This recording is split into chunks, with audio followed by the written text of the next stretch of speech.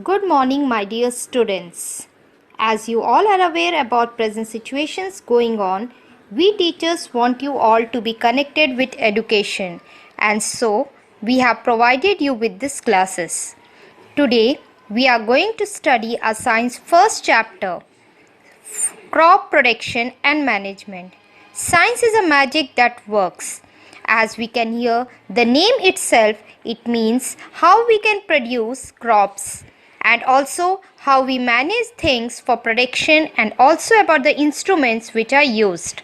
Secondly, a question strikes why we have to study this chapter and what are its important. Students, we all know that our country is agricultural based country. We all are directly or indirectly connected to agriculture. Now, can anyone tell what is agriculture? Yes, everyone knows it.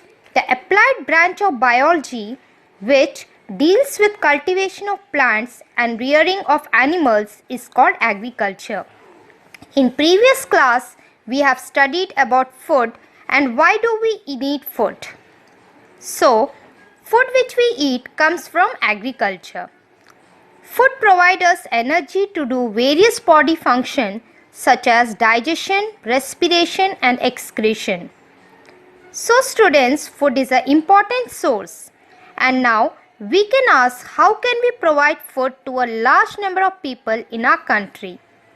Yes, it can be done by regular production, proper management and distribution of food is necessary. We all have heard about crops.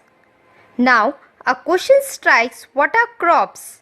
Students, it means that when plants of same kind are grown at one place on a large scale. There are varieties of crops around us and these are grown on the basis of season. So cropping patterns can be kharif crops and rabi crops. Kharif crops are also known as monsoon crops. Crops which are sown in rainy seasons are called as kharif crops. Example, paddy, maize, cotton, etc. Now, rabi crops are also known as winter crops.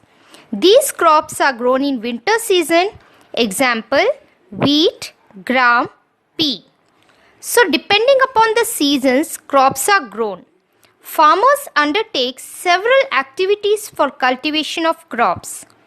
These activities or tasks are known as agricultural practices. For the agricultural practices to take place, several steps are involved. They are 1. Preparation of soil, 2. Sowing, 3. Adding manure and fertilizers, 4. Irrigation, 5. Protecting from weeds, 6. Harvesting, 7. Storage. So students, now we end up for today and we are going to understand each step of agricultural practices in our next class.